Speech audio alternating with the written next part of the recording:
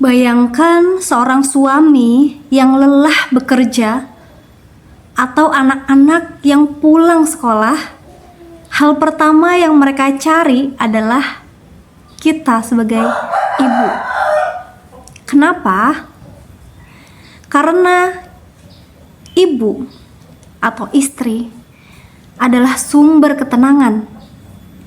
Tapi apa jadinya kalau rumah yang seharusnya jadi tempat istirahat yang paling nyaman justru jadi tempat yang penuh keluhan, amarah, atau drama?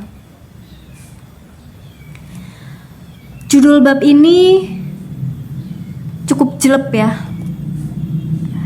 karena judulnya adalah Engkau adalah nikmat, maka jangan jadi musibah.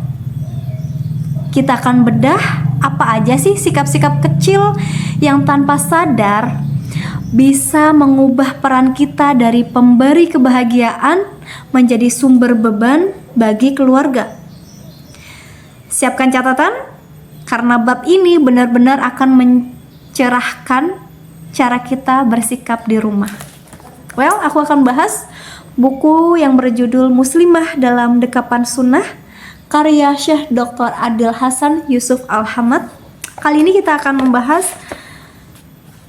judul hadis seperti yang udah aku sampaikan, yaitu engkau adalah nikmat bagi keluargamu, maka janganlah menjadi musibah untuk mereka. Hadis ini jelek banget lah dan relate banget buat kita para muslimah, bagi para ibu, bagi para istri. Tapi kalaupun kamu nih masih single, masih belum jadi istri, masih single visabilillah, belum jadi ibu, is okay. Ini adalah ilmu yang sangat penting yang bisa menjadi bekal kita ketika kita nanti menjadi istri atau seorang ibu. Oke? So, aku bakal mulai untuk bacakan hadisnya ya. Ini adalah riwayat muttafaq alaih dari Aisyah radhiyallahu anhu. Ia menceritakan bahwa seorang wanita datang bersama dua anak perempuannya. Lalu ia meminta sesuatu kepadaku. Namun aku tidak mendapati apa-apa untuk mereka kecuali sebiji kurma. Aku pun memberikan sebiji kurma itu kepadanya. Wanita itu lalu membagi sebiji kurma itu menjadi dua bagian, lantas memberikannya kepada kedua anaknya. Setelah itu ia berdiri dan pergi. Beberapa saat kemudian Rasulullah SAW datang. Aku lantas menceritakan kejadian itu kepada beliau. Maka beliau bersabda, siapa yang merawat anak-anak perempuannya, lantas ia berbuat baik kepada mereka, maka anak-anak itu kelak akan menjadi pelindung baginya dari api neraka. Masya Allah ya. Aku baca hadis ini aja udah kayak mau nangis gitu loh, kayak ibu itu sangat apa ya fitrahnya perempuan ya, punya rahim, kasih sayangnya itu sangat luas, tidak mementingkan diri sendiri, yang penting anaknya bisa makan, bisa hidup layak. Ibu tuh rela menderita. Ya gak sih, relate gak sih buat kalian semua para ibu di luar sana? Ibu-ibu hebat, kalian hebat banget. Semoga Allah berikan kalian kekuatan, kesabaran, dan pahala yang luar biasa ya, kebaikan di dunia dan di akhirat. Aduh. Oke. Dari hadis yang aku bacain tadi, ada beberapa poin intisari. Di sini ada 9 yang dituliskan di buku ini. Aku bakal bacain satu persatu buat kamu semuanya. So, buat kamu yang mungkin juga lagi melakukan aktivitas tertentu, mungkin lagi main sama anaknya, atau mungkin lagi santai, atau lagi menyuapi anaknya, atau apapun itu, lagi kerja mungkin, lagi tiduran. It's okay, santai aja, relax aja. Kamu cukup loudspeaker aja, dengerin aja secara audio. Aku bakal bacain apa yang ada di dalam buku ini buat kamu semua. Sebelumnya, jangan lupa ya untuk bantu like, komen, dan subscribe untuk bisa buat aku juga semangat bikin konten dan sharing ke kalian semua agar channel ini bisa terus bertumbuh, berkembang, dan banyak yang mendapat manfaatnya, banyak yang menonton. Oke? So, intisari yang pertama adalah antusias Aisyah radhiyallahu anhu untuk bersedekah. Meskipun di rumahnya hampir tidak ada makanan, karena beliau tidak mendapati apa-apa kecuali sebutir kurma. Masya Allah ya, Aisyah ini istri Rasulullah nggak punya apa-apa tapi mengupayakan untuk berbagi ya gitu. Masya Allah. Semoga kita nanti di akhirat bisa berkumpul bersama Rasulullah SAW, keluarganya, sahabatnya, beserta orang-orang solih lainnya ya. Mereka tuh Masya Allah hebat-hebat. Jadi kalau kita berada di barisan mereka, mungkin di barisan Asiyah, Aisyah, Khadijah, Maryam, Fatimah, itulah kita orang-orang wanita muslimah yang beruntung gitu ya. So, kita lanjut ke poin yang kedua, yaitu keutamaan berbuat baik kepada anak perempuan. Bersabarlah mendidik mereka, dan orang yang bisa melakukan demikian berarti dia telah menjaga dirinya dari api neraka. Perempuan itu sangat luar biasa ya. Bahkan ketika kita punya anak perempuan pun manfaatnya Masya Allah luar biasa banget. Kebaikannya kita bisa dapatkan di dunia dan juga nanti di akhirat. Masya Allah.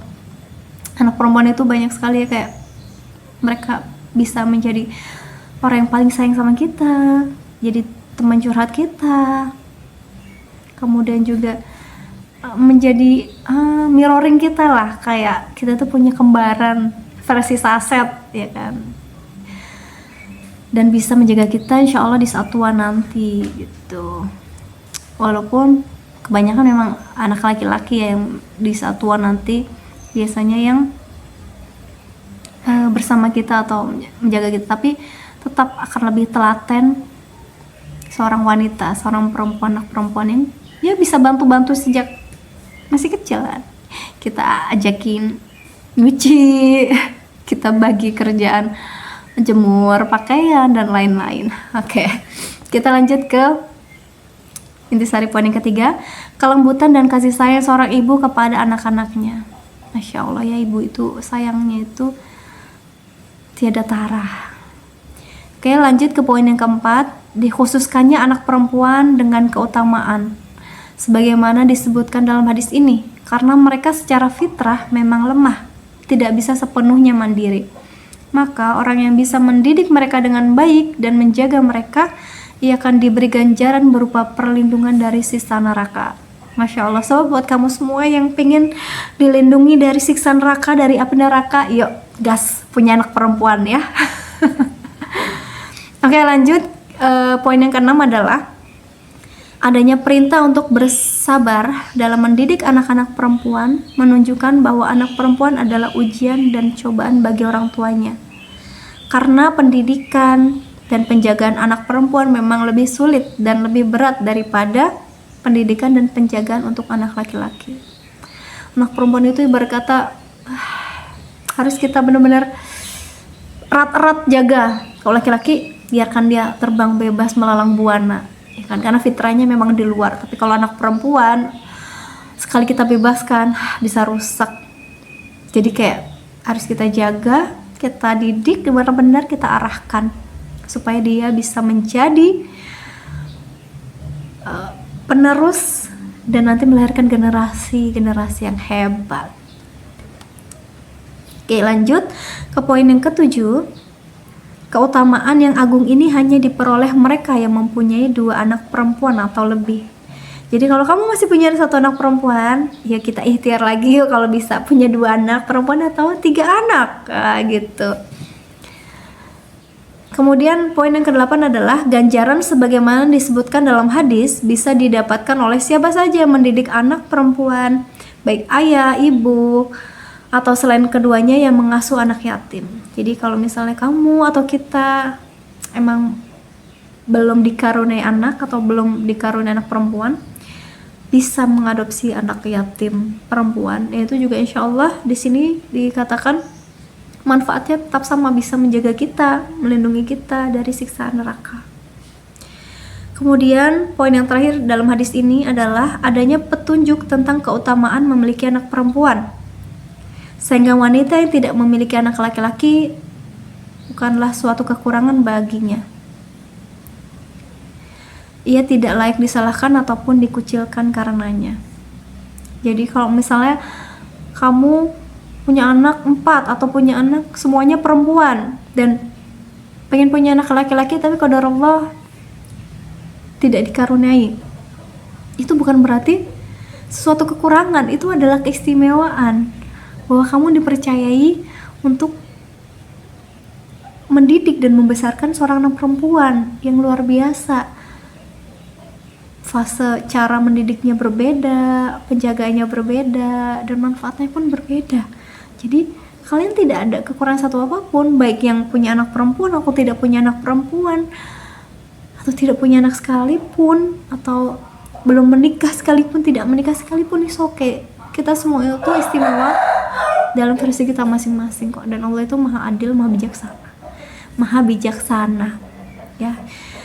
Jangan sampai terbesit sedikit pun dalam pikiran kita untuk menyalahkan Tuhan, menganggap Tuhan tidak adil, karena semuanya dalam kehidupan ini Allah sudah atur sedemikian rupa, yang kaya, yang miskin, yang sederhana, ujiannya pun masing-masing gitu. Jadi Allah maha adil, Allah maha bijaksana, Allah menciptakan kita dengan kesempurnaannya, dan kita diciptakan sudah sempurna dengan versi kita. Oke, alhamdulillahirrahmanirrahim, kita sudah selesai di bab ini, dan aku senang banget buat kamu yang sudah nonton sampai detik ini. Semoga kita semua, kamu semua mendapatkan cahaya, dapatkan petunjuk, dapatkan hidayah, dan ilmu yang penting buat kita semua.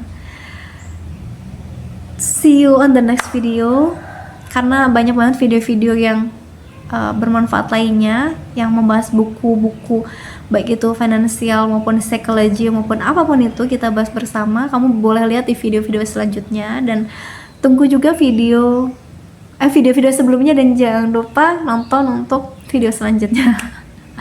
Oke, see you on the next video. Wassalamualaikum warahmatullahi wabarakatuh.